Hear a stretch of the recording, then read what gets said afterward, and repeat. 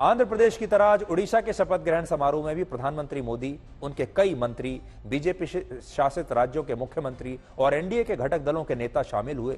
लेकिन इन दोनों शपथ ग्रहण समारोह में नीतीश कुमार कहीं नजर नहीं आए और तभी से यह चर्चा हो रही है कि क्या नीतीश कुमार की गैर मौजूदगी के पीछे उनकी कोई नाराजगी है और क्या वो मोदी सरकार में सिर्फ जेडीयू का एक कैबिनेट मंत्री बनाए जाने से नाराज हैं या इसकी वजह कुछ और है। सूत्रों से हमें पता चला कि आंध्र प्रदेश में आज शपथ ग्रहण समारोह सुबह 11 बजे होना था, जिसकी वजह से नीतीश कुमार ने फैसला किया कि वो इतनी सुबह शपथ ग्रहण समारोह में नहीं पहुंच पाएंगे और उन्होंने आंध्र प्रदेश और उड़ीसा जाने का कार्यक्रम टाल दिया। लेकिन विपक्ष के नेता कह रहे हैं कि नीतीश कुमार ने अभी से अपने रंग दिखाने शुरू कर दिए। नीतीश कुमार अचानक से चंद्रबाबू नायडू के शपथ ग्रहण में नहीं जा रहे हैं सर, कुछ दिक्कत? अब ये तो वही बता पाएंगे। हम लोग जो हमारे नेता है, मैं हर बात में पूछूंगा नहीं। हो सकता है शहद का मामला हो, वो तो बात वही बताएंगे ना, इसमें कोई बहुत बड़ी बात नहीं हो सकता है। सभी प्रोग्राम बनता बिगड़ता रहता, आप भी जानते हैं, मीडिया के मेरे साथी हैं। ओके, देखिए वो इस पे कुछ विशेष आई डोंट थिंक कि आप बहुत कुछ इसमें आपको रीड करने की आवश्यकता है।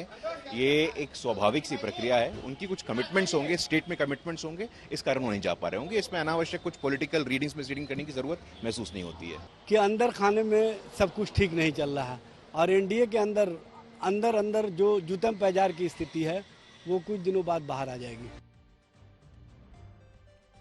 आज ये जो दो तस्वीरें हमने आपको दिखाई हैं, एक आंध्र प्रदेश की और एक उड़ीसा की, और खास तौर पर नवीन बाबू की जो तस्वीर हमने आपको दिखाई, नवीन पटनायक की, उससे आज देश को ये समझना चाहिए कि हमारे देश को इसी तरह की राजनीति की आवश्यकता है। जब हमारे देश में चुनाव प्रचार होता है तो बड़ा कड़वा चुनाव प्रचार होता है, बड़ा जहरीला चुनाव प्रचार होता है, बड़े जहरीले आरोप एक दूसरे से लगाए जाते हैं, राजनीतिक दुश्मनी इतनी बढ़ जाती है कि नेता एक दूसरे से बात करना बंद कर देते हैं। लेकिन देश के लिए सही ये होगा कि चुनाव जैसे ही समाप्त हो, लोगों का फैसला जैसे ही पता चले, यानी नतीजे आने के बाद, इन सारे नेताओं को अपने मतभेद भुला देने चाहिए, इन सारे नेताओं को अपने मन की कड़वाहट भुला देनी चाहिए।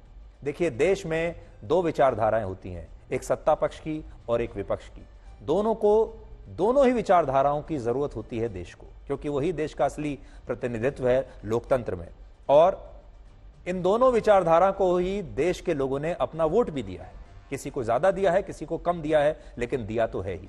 इसलिए ये दो पहिए हैं लोकतंत्र के, और इन दोनों पहियों को एक साथ, एक दूसरे के साथ कोऑर्डिनेशन में, सहयोग के साथ चलना होगा, तब देश तरक्की करेगा, तब देश के लोगों को भी अच्छा लगेगा।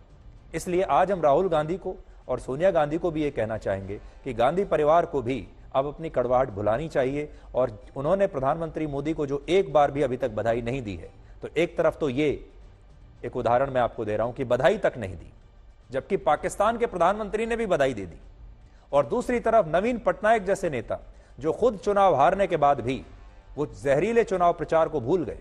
बीजेपी ने उन पर जितने आरोप लगाए थे कि वो शासन ठीक से नहीं चला रहे हैं, उनकी तबीयत ठीक नहीं है, उनके स्वास्थ्य को लेकर जो बातें कही थी, उन्होंने सब भुला दिए कि झटके में, और आज वो खुद बीजेपी के नेताओं से मिलने के लिए पहुंच गए। हमारे देश को ऐसे लोकतंत्र की आवश्यकता है, हमारी विधानसभाओं को ऐसा होना पड़ेगा, हमारी संसद को इस तरह से काम करना पड़ेगा जहां नेता एक दूसरे के तो राजनीतिक विरोधी हैं, लेकिन देश का विरोध ना करें, अपने राज्य का विरोध ना करें, दूसरे लोगों को वोट देने वाले, दूसरी पार्टियों को वोट देने वाले वोटर्स का विरोध उन्हें नहीं करना चाहिए।